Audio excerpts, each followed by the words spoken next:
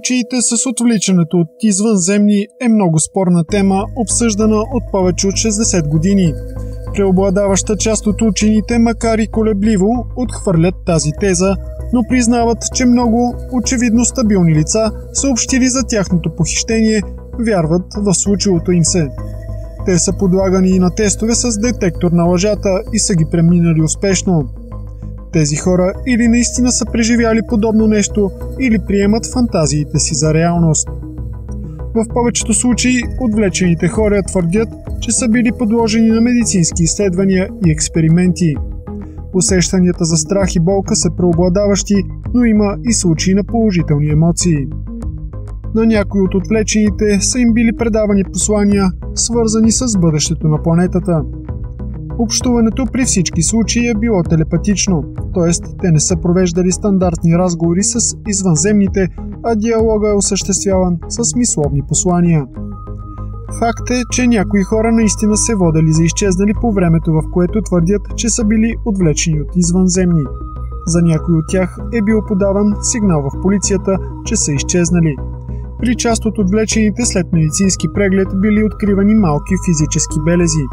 Има случаи и на подобрено здраве след подобно преживяване, но при повечето се наблюдавало повишено безпокойство и други психични разстройства. Повечето от хората не си спомнят директно за отвличането. Първоначално те имат повтарящи се сънища и необяснимо състояние на тревога, след което търсят лекарска помощ. Спомените им се връщат след хипноза или сеанси с психотерапевт. Общото в повечето случаи е чувството за парализа и безпомощност и размиване на реалността. Официалната наука не иска да се занимава с подобни случаи, за да не бъде обвинена в несериозност. Но има и учени, които са се престрашили да изследват този феномен и да обявят открито мнението си по въпроса. Един от тях е професор Джон Мак, психиатър от Харвард. Според него трябва да приемем, че има и други реалности, за да осъзнаем подобни случки. Професор Джон Мак посочва, че историите на похитените са последователни и искрени. Според него те нямат причина да лъжат, защото не печелят никакви облаги. Напротив, могат да ги обявят за луди. Той твърди, че е откривал доказателства, че похитените са липсвали в периода, за който твърдят, че са били похитени, и лично е виждал странни белези по тялото им.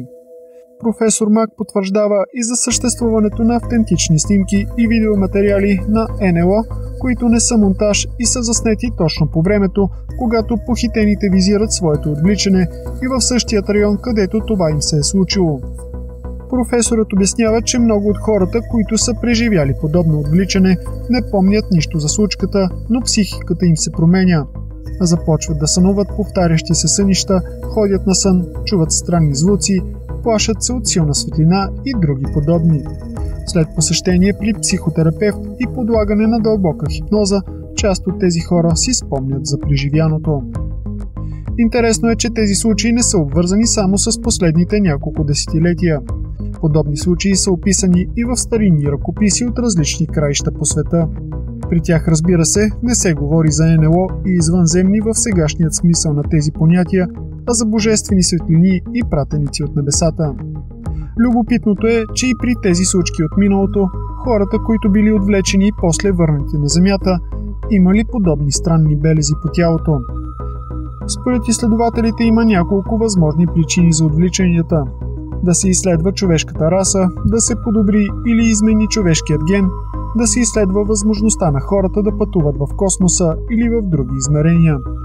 Подобни случки звучат невероятно, но никой не може да каже със сигурност, че в тях не се крие частица истина.